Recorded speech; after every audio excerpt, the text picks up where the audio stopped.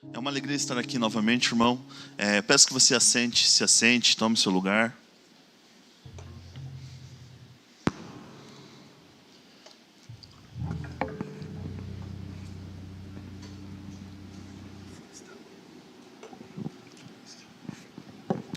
Como muitos dos pastores foram à conferência, o pastor Ivo pediu para que eu preparasse uma palavra, né, caso ele não chegasse a tempo. E fomos nos conversando, e ele pediu para que eu ministrasse uma palavra aos irmãos, trazesse alguma coisa que viesse ao meu coração, para trabalhar, para a gente poder pensar, crescer espiritualmente, né, fazer valer a pena a nossa posição em Cristo. Porque nós sabemos que não é só vir, nós sabemos que nós temos um compromisso com Deus. Nós temos que fazer valer tudo que nós conquistamos através de Cristo. Cristo conquistou tudo por nós, Ele deu a vida por nós. Então nada mais justo que nos alegrarmos aqui com os irmãos, nos fazendo presente neste culto. Amém? Eu estava meditando, eu tinha uma palavra no meu coração, e eu quero compartilhar com os irmãos uma história já conhecida. Provavelmente você já deve ter lido, escutado pregações, visto desenhos, filmes. É uma história muito bonita, ela é cheia de princípios, é cheio de reviravoltas, onde a presença de Deus está a todo momento. Hoje nós vamos falar um pouco da história de José, né? Falamos de José do Egito. E o nome dessa palavra, dessa pregação, o título que eu trouxe dessa mensagem, se chama Post-Scriptum, né? Em latim, Post-Scriptum, né? Que significa, uma tradução livre, pós-escrito, ou, né, aquilo que escreve depois, que se acrescenta depois do que está escrito. O famoso PS, né? Provavelmente você conhece, através de que o pessoal fazia cartas antigamente, fazia toda a carta. E para não começar, depois que ele esqueceu alguma coisa, ele colocava um PS embaixo, né? Eu esqueci tal coisa, então vou complementar aqui embaixo. Então, é o significado dessa palavra, que está em latim, né? Post-scriptum. E eu quero trazer, porque quando a gente lê a história de José, nós entendemos que tem um ponto em que está tudo bem. Daqui a pouco acontece alguma coisa que tem uma reviravolta. Depois fica tudo bem. Então nós vamos analisar cada ponto que eu tirei aqui, para que a gente possa crescer e entender um pouco mais o poder de Deus atuando desde o princípio até o fim. Amém?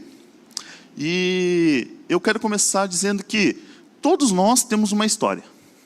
Eu, você, todo mundo tem uma história. O que determina o sucesso dessa história? Né? Riqueza, prosperidade, fama, bens, né? O que determina o sucesso de uma história? Para confessar a você, irmão, que o sucesso é se você está com Deus, né? Se você conquistou tudo sem Deus, não é sucesso. Porque o sucesso em si, a gente sabe que a força que a gente tem vem de Deus. A gente não consegue ter nenhuma coisa se não for pela vontade de Deus. Então nós concordamos, nós somos gratos que tudo que nós temos, que conquistamos, veio por intermédio de Deus. Amém? Os pontos que eu trouxe, os post-scriptum, cada título começa com P e S. Então eu usei um trocadilho também, para começar assim, escrevendo a linha final. E eu queria começar lendo Gênesis, capítulo 37, do versículo 2 ao 11, que diz assim, talvez a versão seja um pouco diferente, mas não tem problema.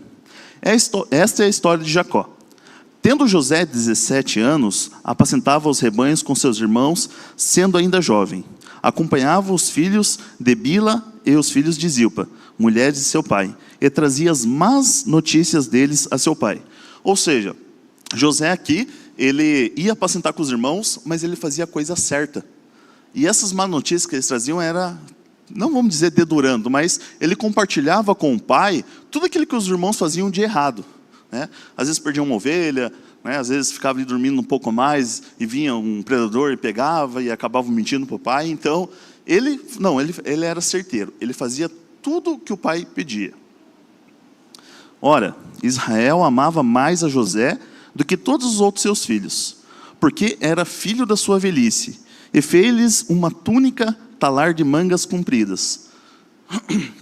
José, ele foi um filho especial para Jacó, no caso de Israel, porque a esposa dele era infértil, né? Não podia ter um filho. E ele teve outros irmãos antes dele, então Jacó amava mais nessa época a Raquel, mas ela não podia dar um filho para ele. Então, quando ela ficou grávida, ele tornou a amar mais esse primeiro filho dele, com Raquel. Vendo, pois, seus irmãos que o pai o amava mais que a todos os outros filhos, odiaram-no, e já não lhe podiam falar pacificamente. Teve José um sonho, e relatou aos seus irmãos. Por isso o odiaram ainda mais, pois lhe disse: rogo-vos, ouvi este sonho que tive. Atávamos feixes no campo, e eis que o meu feixe se levantou e ficou em pé, e os vossos feixes o rodeavam e inclinavam-se perante o meu. Então eles lhe disseram, seus irmãos: reinarás com efeito sobre nós? E sobre nós dominarás realmente? E com isso, tanto mais o odiavam, por causa dos seus sonhos e das suas palavras. Teve ainda outro sonho e o referiu aos seus irmãos, dizendo: sonhei também que o sol e a lua e 11 estrelas se inclinavam perante mim. Contando-o a seu pai e seus irmãos, repreendeu o pai e lhe disse: que sonho é esse que tiveste? Acaso viremos eu e a tua mãe e teus irmãos inclinar-nos perante em ti em terra? Seus irmãos lhe tinham ciúmes. O pai, no entanto, considerava o caso consigo mesmo. Então, José tinha algumas características que os seus irmãos não tinham. Nós podemos tirar 3 princípios dessas características. Primeiro, ele sabia que ele era amado. Então o pai demonstrava para ele que ele era amado. E isso ele fazia se sentir melhor. Ele sabia que ele podia fazer coisas. Segundo, ele fazia aquilo que era certo. Então ele era correto. Ele sabia que o amor, o pai o amava, então ele tinha essa condição com o pai. Eu posso contar tudo porque eu sei que o pai me ama. E o terceiro é que ele tinha sonhos. Então quando uma pessoa ela está envolvida com Deus, ela ama Deus, ela busca Deus, Deus dá sonhos para essas pessoas. Ela começa a sonhar com coisas que parecem, mas é impossível. Não, se vem de Deus, é totalmente possível. Amém? Então nós podemos tirar essas 3 características já no começo. E esse é o primeiro ponto, PS, que eu trago, que é pensativo e sonhador, na história de José. Então José sabia que era amado. Ele tinha um tato melhor, uma conversa com o pai que os outros não podiam ter. Ele podia se aproximar do pai a qualquer momento. E o pai deixava ele se aproximar. Então, trazendo para os nossos dias, muitas pessoas dentro da igreja não têm esse carinho com Deus, né? E acabam sendo frustradas. Porque, eu estou na igreja, eu pertenço a uma igreja ali, eu estou congregando, mas eu não vejo a minha vida indo para frente. Eu não vejo a minha vida tomando um rumo diferente. Eu achei que ia ser totalmente extraordinário, ia mudar e fazer milagres e não sei o quê. Mas, por quê? Porque Deus, Ele dá o primeiro passo. Ele quer que todos os seus filhos se aproximem dEle. Mas às vezes a pessoa, eu sou um pecador, eu cometi erros, eu tenho um passado sujo, e acabam não dando esse primeiro passo de vergonha. Ou às vezes acabam esquecendo de Deus, deixando Deus escanteado, né, como fala, deixando Ele de lado e vivendo a sua vida, e lembra de Deus quando? Quando precisa, né, quando for conveniente. E não é assim que o relacionamento de Deus funciona. Então José, ele parava e pensava. Ele pensava nas coisas. Ele ia trabalhar, ele ia pastorear, ele pensava. E os pensamentos levavam a sonhos. E fazia a história dele ser diferente. Então, Deus, através da vida dele, queria tem um propósito para a vida dele, assim como Deus tem um propósito para cada um de nós. Né? Mas Deus não tem, eu sou inferior, eu sou pequeno. Não. Deus tem um grande propósito para cada um que aqui está. Amém? É individual. Nós temos um propósito geral. Qual que é o nosso propósito geral? Salvar vidas e formar os líderes. E o seu propósito pessoal com Deus. Às vezes ser o melhor melhor na sua área de profissão, às vezes ser o melhor pai, às vezes ser a melhor mãe, não sei, mas Deus trabalha com você alguma coisa que você sabe que você é especial. Amém? Então, nós sabemos que esse propósito era muito forte na vida de José. Então, ele tinha uma segurança, ele tinha uma certa segurança.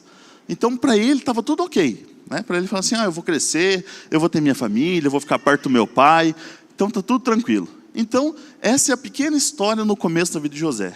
Mas, parece que, quando a vida está indo bem, muitas pessoas não se agradam.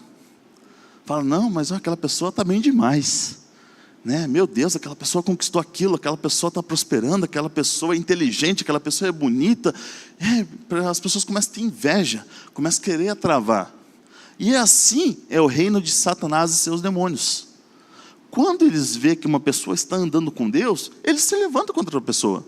Porque Satanás significa opositor.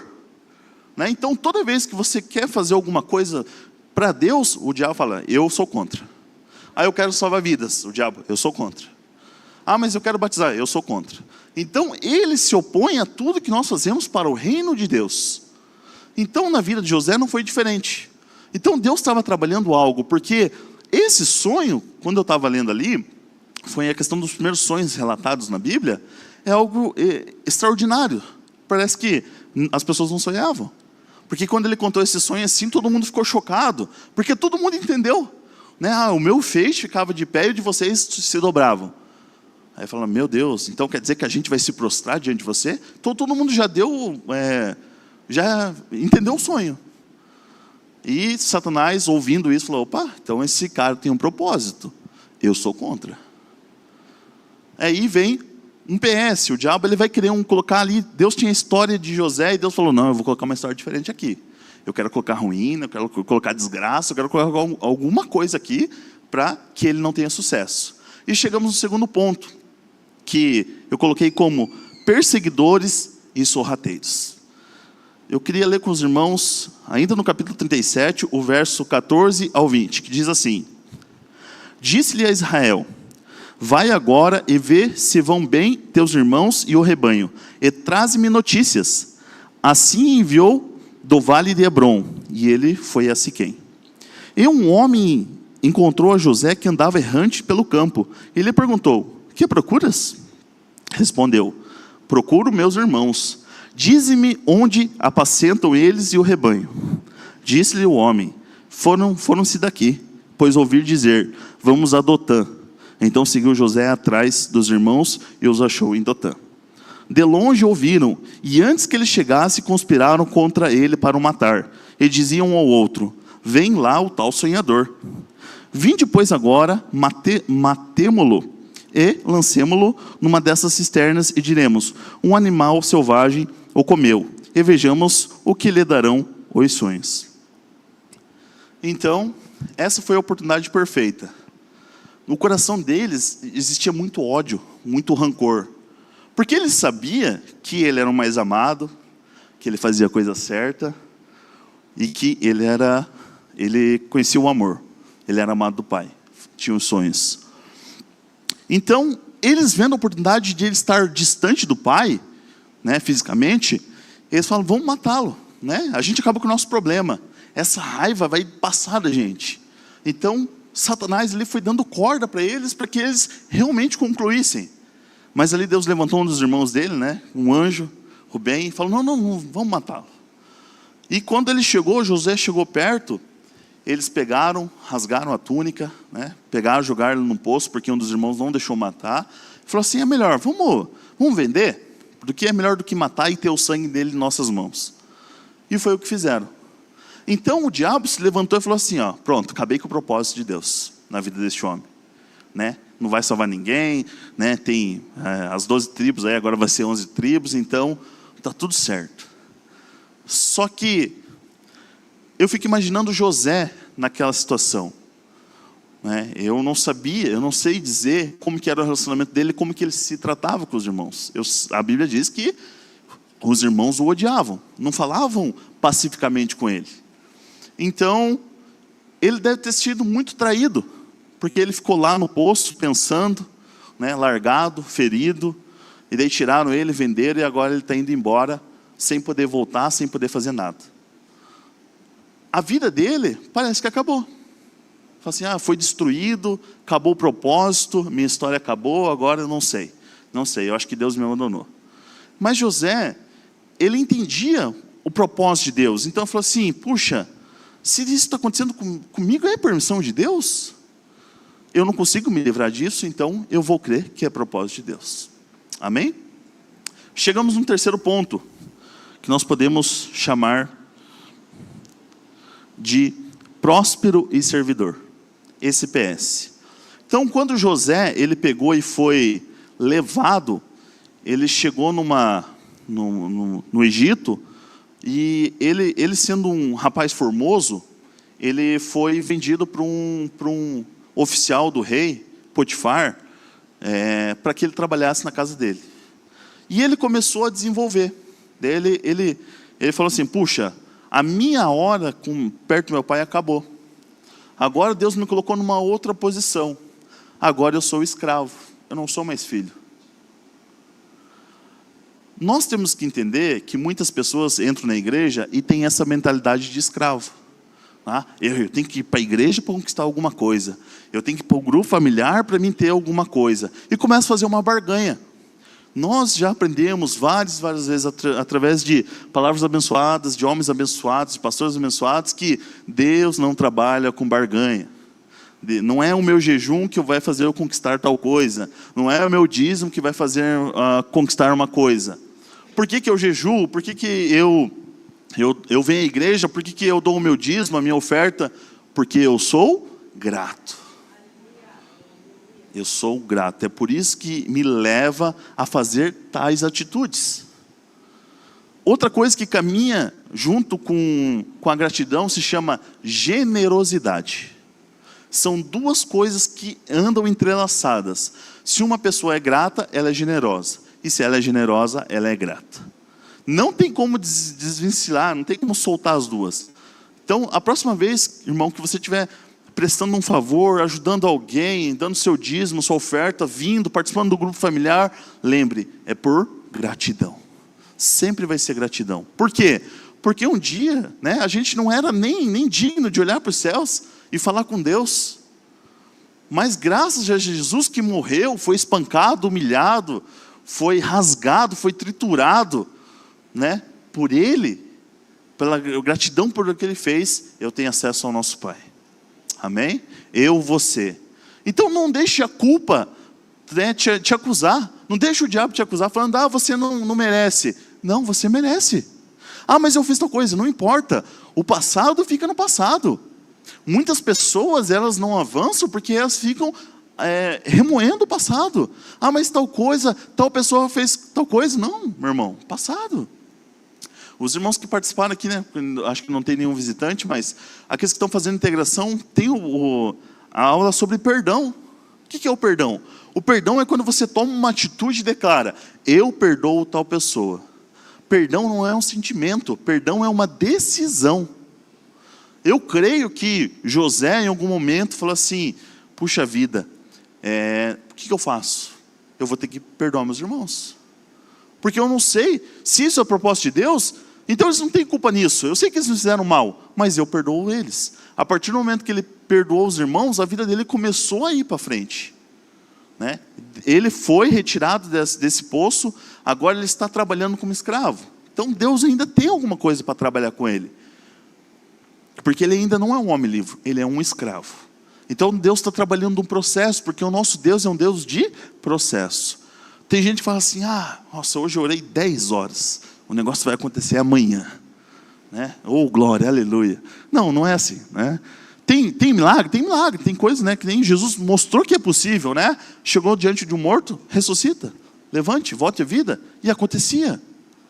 Então existe milagres, mas nós sabemos que existe um processo de Deus. E quando que esse processo, quando essas coisas vão começar a acontecer nas nossas vidas? Quando eu começar a declarar. Eu tenho que começar a declarar, porque a fé é a prática. A nossa fé, ela aumenta quando a gente começa a declarar. Vai acontecer, porque está escrito. Jesus se fez próprio para que eu fosse rico. Amém. Vai acontecer. E vai acontecer. Então nós temos que começar a declarar. Mas declarar não é pensar. Declarar é falar. Tá? Falar mesmo, né? Nem que você está orando sozinho ali, você está falando com você mesmo, declarando aos ventos. Então, nós temos que entender que as coisas, elas têm um ponto fundamental na palavra de Deus. Então, irmão, quando você estiver orando, comece a declarar. Comece a declarar sobre a vida da sua esposa, dos seus filhos, dos seus netos, dos seus pais. Então comece a orar, mas comece a orar declarando, lendo a palavra e tirando o princípio. Essa palavra é de vitória, eu vou declarar a vitória. Comece a tirar um rema para você e declarando que aquilo é verdade, porque a palavra de Deus é a verdade. Então é ela que vai surtir resultado na nossa vida. É conhecendo ela. É conhecendo ali, meditando, procurando algumas palavras, textos diferentes. Porque a Bíblia é completa. Ela é perfeita. Ela é atual. Ela derruba toda mentira. Então hoje, eu sei que tem muitos pregadores na internet, você abre ali, né, tem os grupos de WhatsApp com vários versículos, várias pessoas falando, mas nós temos que ter o nosso tete a tete ali com a Bíblia para saber realmente o que está acontecendo. Porque às vezes a pessoa começa a declarar uma coisa e não é. Né? Igual muitos irmãos que eu já ouvi falar assim, a Bíblia está escrito lá que nenhuma folha cai da árvore sem um consentimento de Deus. Porque está escrito na Bíblia. E não está. Isso aí está escrito no Alcorão, lá do Islã. Está escrito lá. Lá está escrito. Na Bíblia não. É claro que a gente sabe que nenhuma folha cai sem o consentimento de Deus. Mas na palavra de Deus não está escrito isso. Então às vezes a pessoa declara uma coisa que não está escrito. Por quê? Porque ela não deu tempo de trabalhar.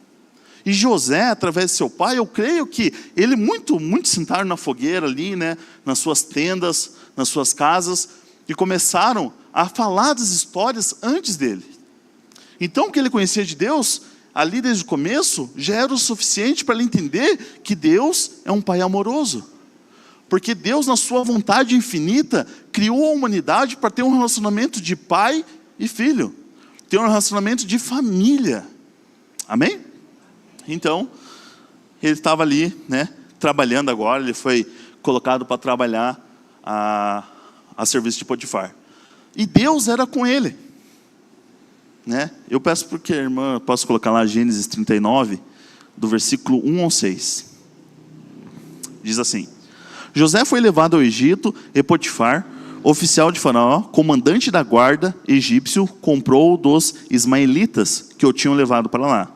O Senhor era com José, que veio a ser homem próspero e estava na casa do seu senhor egípcio. Vendo Potifar que o Senhor era com ele e que tudo que ele fazia, o Senhor prosperava em suas mãos, logrou José mercê perante ele, a quem servia, e pôs por mordomo de sua casa e passou às mãos tudo o que tinha. E desde que o fizera mordomo de sua casa, e sobre tudo que tinha, o Senhor o abençoou a casa do egípcio por amor a José. A bênção do Senhor estava sobre tudo o que tinha, tanto em casa como no campo. Potifar tudo o que tinha confiou às mãos de José, de maneira que, tendo-o por mordomo, de nada sabia, além do pão com quem se alimentava. José era formoso de porte e de aparência. Então, o que nós podemos entender? Quando José entendeu que a situação dele mudou, ele já não era mais, não estava no buraco, numa cova, e agora ele era escravo, ele começou a servir. Mas não servir uma pessoa, mas servir ao Senhor na vida daquela pessoa. Ele entendia que se ele fizesse, ele estaria honrando a Deus. E nós temos que pegar isso como exemplo, porque nós temos que honrar onde nós estamos. Seja numa empresa, seja em casa, seja na escola, não sei onde o irmão trabalha, mas nós temos que servir as pessoas como se nós estivéssemos servindo o nosso Pai. Amém? Esse é um princípio muito forte. Porque nós sabemos que, através da onde nós estamos trabalhando, Deus abriu um canal de bênção. A fonte é Deus. mas através do nosso serviço é o canal que Deus está nos abençoando. Então nós não podemos malediciar aquele lugar. Que lugar chato, nossa, que droga de lugar, esse lugar vai para frente, está tudo dando errado. Essas palavras jamais devem sair das nossas bocas. Porque, que nem eu falei, a gente está declarando. Esse lugar vai para frente. Não vai. Se você entende que você está sentado na região celestial junto com Cristo, e você tem o poder da palavra na sua boca, o negócio não vai. Então nós temos que entender, puxa, eu estou ali, então eu tenho que declarar a bênção. Mas eu não estou vendo. Fé, Fé é aquilo que você não se vê, mas você está declarando. E você vai conquistar. Então, começa a abrir uma porta, mas não tem porta, declara uma porta. Declara várias portas, vai declarando, até o negócio acontecer. Porque é assim que se exercita a fé. Quando acontecer, você vai, nossa, isso acontece, então eu posso fazer mais coisas? Claro que pode, de acordo com a palavra de Deus. Porque se a gente abençoar, vai acontecer bênção. Mas se a gente amaldiçoar, também vão acontecer maldições. E a Bíblia diz em Provérbios que o poder da vida e da morte está na nossa língua. E a gente vai comer desse fruto. Então a gente tem que abençoar as pessoas. A palavra de Deus diz, Jesus, orem pelos seus inimigos. Então tudo quando parece que está dando errado, Deus fala assim, calma lá, não está dando errado. Você tem que colocar o trem no trilho de novo.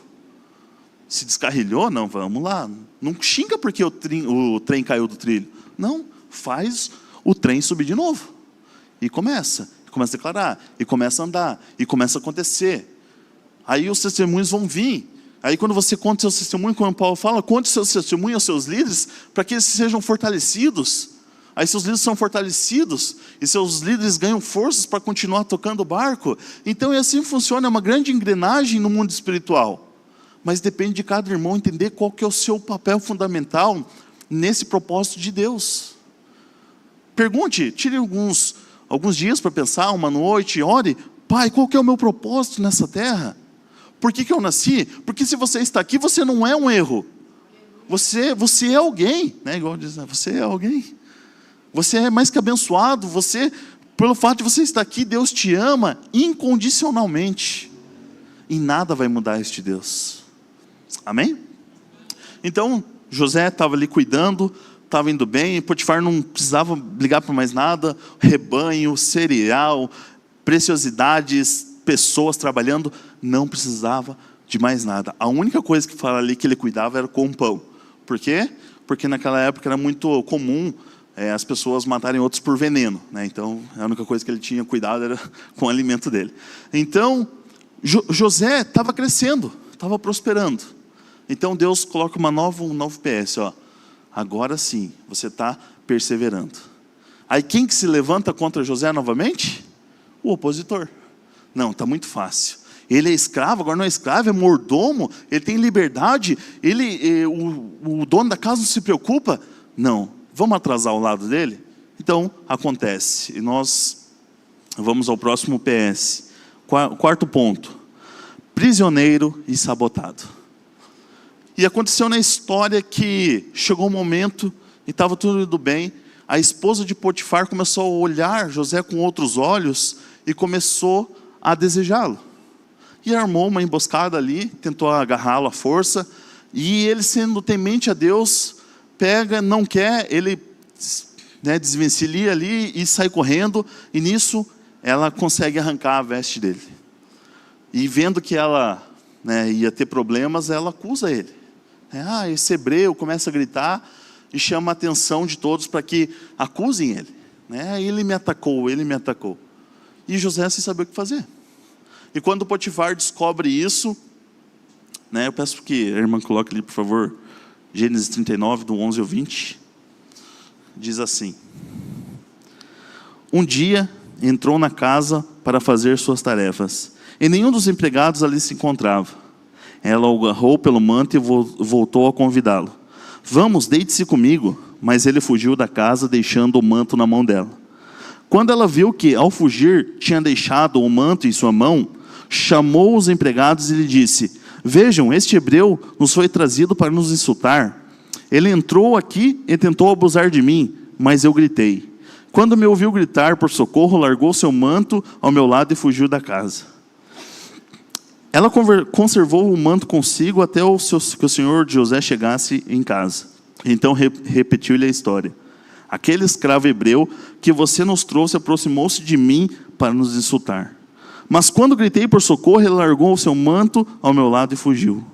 Quando o seu senhor ouviu que a sua mulher lhe disse, foi assim que o seu escravo me tratou, ficou indignado. Mandou buscar José e lançou-lhe na prisão, em que eram postos prisioneiros do rei. José ficou na prisão. E pela segunda vez, José foi traído. Então agora o PS de Satanás e seus demônios estava funcionando. Olha, quem ele pensa que é? Para ter toda essa nobreza sendo escravo. O lugar dele é na prisão. E José, aquele sentimento, puxa vida, não fui eu sou inocente. Por que isso está me acontecendo? Mas, quando vem esse sentimento de afronta, o que tem que estar no nosso coração, no coração do Filho de Deus? A palavra. Porque se o diabo acusar e você aceitar, você vai decaindo. Então nós temos que estar preparados para uma batalha espiritual que é com palavra. Quando a enfermidade vem, quando as doenças vêm, quando algum tipo de mal vem, você tem que estar preparado para usar a palavra. Que palavra que eu tenho que vai combater essa afronta do diabo? Então nós temos que entender, a palavra de Deus, ela te fortalece. Mas o diabo ele vai tentar colocar alguma coisinha. Gessé, mas está falando isso. Mas irmão, não é para ficar com medo. É porque é real. O mundo espiritual é mais real que esse mundo físico. Porque esse mundo físico surgiu do mundo espiritual. É por isso que Deus fala que todas essas coisas vão passar. Mas a única coisa que não vai passar é a palavra de Deus. Porque a palavra de Deus é espiritual. Ela pertence ao Espírito. E ela está à nossa disposição para a gente construir esse mundo físico também. Então isso aqui vai passar. As pessoas se apegam tanto a essas coisas aqui, mas um dia vai ser destruído. Porque Deus já falou que vai. E as pessoas começam a pegar e viver isso aqui, se acomodam, sendo que o nosso mundo verdadeiro, a nossa cidade celestial é espiritual. Então nós temos que entender, nós temos que criar uma conduta, criar projetos, criar o propósito baseado no mundo espiritual, no reino de Deus. É lá que as coisas vão fluir. Amém? Glória a Deus.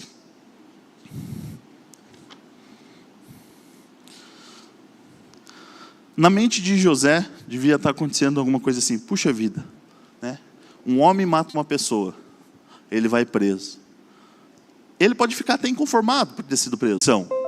Vai ser um aprendizado de Deus para que a gente cresça. E a gente consiga sobressair daquilo para que aquilo não derrube mais a gente. Então, José está lá, começa a pensar, começa a ver o que está acontecendo. Passado, e ele na situação que se encontra agora preso. E ele, olhando, pensando em tudo que ele poderia dar errado, ele vê a planta e fala, não, existe esperança. Se essa planta consegue ter vida na situação, eu posso ter vida. Porque eu sei quem cuida de mim. Eu sei quem é o meu escudo. Eu sei quem é a minha proteção. E ele continuou. Então, ele sendo uma pessoa trabalhadora, começou a trabalhar.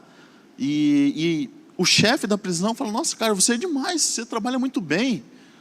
Por quê? Porque ele sabia que era amado, porque ele fazia a coisa certa e ele tinha sonhos. O princípio estava com ele. E ele começou a fazer tão bem que ele começou a cuidar de pessoas importantes e chegou um momento que 2 pessoas importantes foram presas, que foi o copeiro real e o padeiro real. E eles eram acusados de estar tramando a morte do faraó. E eles falaram, a gente teve um sonho e está estranho. E daí José, agora mais experiente, porque Deus já tinha trabalhado com ele. E fala o sonho para mim. Aí eles contam, eu tive um sonho onde 3 videiras enchiam de suco de uva e eu exprimia e entregava para o rei. E ele falou, quer dizer que daqui a 3 dias você vai ser reerguido da sua posição. Aí o padeiro, eu tive um sonho, 3 cestos enchiam de pães e especiarias, e vinham aves e comiam todo o pão. Aí ele fala, ó, sinto muito, mas daqui a 3 dias você vai morrer.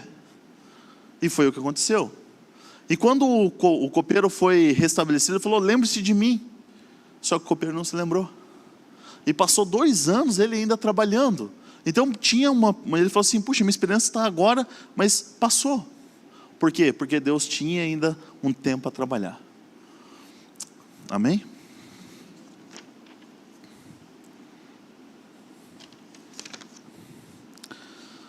E chegou um momento em que o faraó ele foi afligido por 2 sonhos. Esses sonhos afligiram de tal forma que ele ficou conturbado e ele falou assim, chamem todos os magos, feiticeiros, todos os adivinhos e tentam relatar, explicar esse sonho que eu tive. Ele conta da questão das vacas gordas, que depois vem as 7 vacas raquíticas, magras e comem as gordas, depois 7 espigas bonitas, depois 7 espigas raquíticas também engolem as outras, e ele fica afligido. E o copeiro, nessa posição, ele lembra. Ele fala assim, não, tem um homem, ele está servindo na cadeia, ele interpreta sonhos. E o faraó pede, não, chame ele, eu preciso saber, isso está me atormentando. Algo estava dentro dele que ele não podia se controlar, porque algo era diferente. Então tem coisas que nos incomodam, que às vezes a gente tenta procurar a solução em coisas físicas, sendo que a solução é espiritual. Então nós temos que entender que a palavra de Deus, ela é boa, ela é perfeita, ela é agradável. Então se a gente está com problema, a gente deve recorrer a ela. Amém? E chegou um momento em que José fala assim, não, o seu sonho significa o seguinte, haverá 7 anos de fartura no Egito, mas depois haverá 7 anos de extrema pobreza no mundo, não é no Egito, no mundo. Então ele fala assim, mas o que a gente faz? Ele falou assim, ó, você deve pegar um homem fiel, um homem que saiba calcular, que estoque a 5ª parte da produção de tudo, e coloque em celeiros, para que quando vier a fome, ela vai destruir muitas coisas. Então nós chegamos nesse ponto aqui, no 6º ponto chamado perdoador e salvador. Então o faraó, ele chegou e concordou, isso foi agradável, e falou assim, não, você é o cara perfeito para isso. Agora Deus está tirando essa última parte que Satanás quis destruir da vida dele, e está colocando ele numa posição agora onde Satanás não pode mais tocar. Porque Satanás se levanta até um ponto, mas o poder de Deus é infinito, é insuperável, é imenso. Não tem como Satanás ir contra. Ele se opõe, mas chega uma posição que a justiça de Deus, que é Jesus, dá um basta. É por isso que a fé cristã tem uma coisa chamada perseverança. Não é só porque acontecem coisas ruins que a gente abandona tudo. Eu creio que o irmão conheça alguém que já desistiu, fala assim, essa vida de crente não é para mim. Não acontece nada. Mas uma coisa que está entrelaçada do começo da palavra de Deus até o final, se chama perseverança. Não tem como fugir disso, perseverança. E ele começou a fazer tudo que é bom. E chegou um momento em que ele se deparou com um problema. Passado 2 anos, quando a fome chegou, José já tinha saído da família dele há 22 anos atrás. Com 2 anos de fome, quem que ele encontra? Seus irmãos. E isso mexeu com ele de uma certa forma que ele desestruturou ele. Ele estava preparado para muitas coisas, mas não para essa.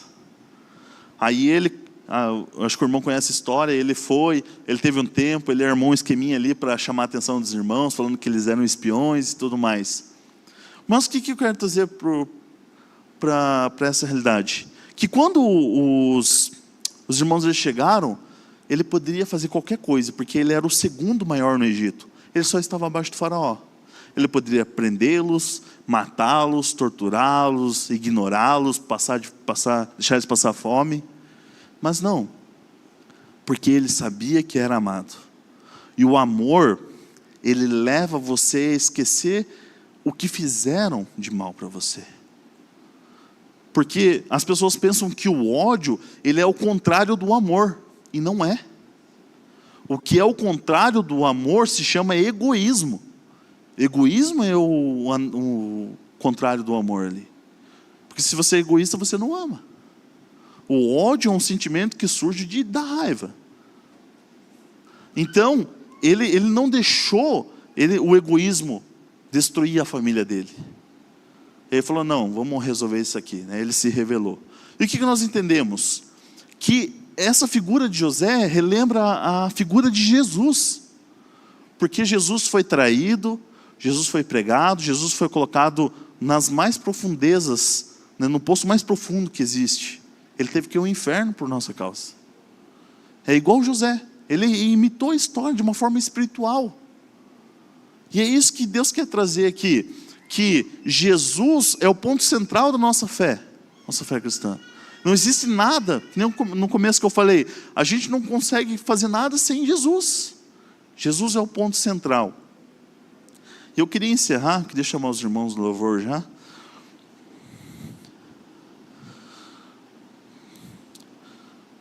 Tendo sabedoria, ele se aproximou, estudou e perdoou seus irmãos. Assim é Jesus, lançado nas profundezas, machucado e morto. E tudo isso pelo amor. Quem escreve abaixo da última palavra é somente Deus. E pode ter certeza que será o amor dele.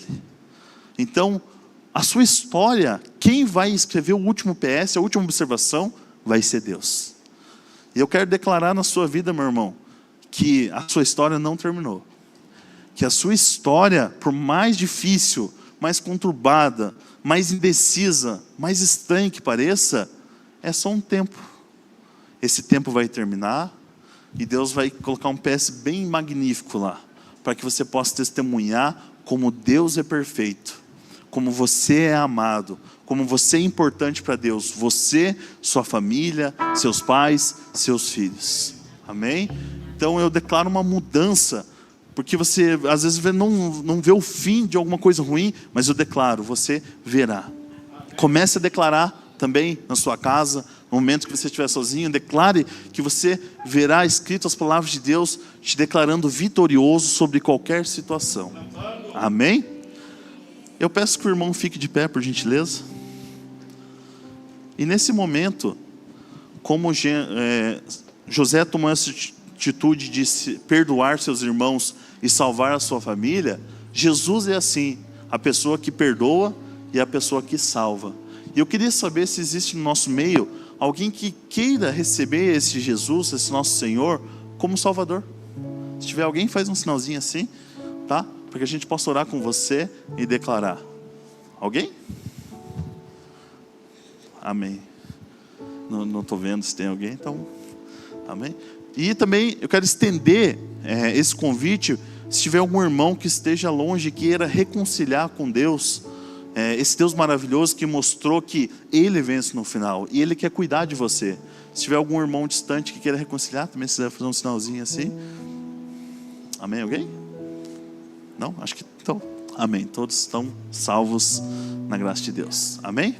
Então peço que você feche seus olhos, vamos orar e agradecer a Deus. Pai Celestial, Pai Soberano, obrigado por esta palavra, Pai, que nos transforma, nos alimenta, nos protege, cuida, Pai, que faz a gente perseverar dia após dia, Pai, esperando até o seu retorno, Senhor Jesus. Pai, obrigado por este corpo, Pai, que está funcionando, Senhor, por estar abençoando vidas e formando líderes. Pai, eu quero declarar sobre a vida dos irmãos que aqui estão, Pai, das crianças, Pai, dos jovens, declarar, Pai, uma semana extraordinária, Pai, o céu aberto sobre a vida da casa de cada irmão, do emprego, Pai, aonde ele estiver, declarar, Pai, que o Senhor estará mudando a história, Pai, trazendo, Pai, esse testemunho, Pai, para que eles possam compartilhar, Pai, trazer novas almas a este lugar, para que o Senhor possa, Pai, fazer esta festa, Pai, de salvação. Pai, nós queremos te agradecer pela oportunidade, Pai, dessa palavra nos alimentar, Pai, nos dar energia para combater este mundo que jaz do maligno. Pai, nós sabemos, Pai, que parece que o mundo está desmoronando, porque está, mas nós sabemos, Pai, que em Ti nós somos, Pai, mais que vencedores. Nós sabemos que em Ti, Pai, nós somos amados. Obrigado, Senhor Jesus, pelo seu eterno sacrifício. Obrigado por ter morrido, obrigado por ter ressuscitado. Pai, nós sabemos, Pai, que o mais precioso que o Senhor deixou, o Espírito Santo, está conosco hoje, amanhã, a semana inteira. Pai, nós te damos liberdade, Senhor, para que o Senhor converse conosco, Pai, nos alimente, Pai, converse o nosso espírito, Pai, nos revele, Pai, os seus sonhos, Pai, que o Senhor, Pai, nos revele a forma de fazer o que é correto, o que é certo. Pai, em nome do Senhor Jesus, assim nós declaramos e te agradecemos por tudo. Amém. Meu irmão, Deus abençoe, uma ótima semana. Amém.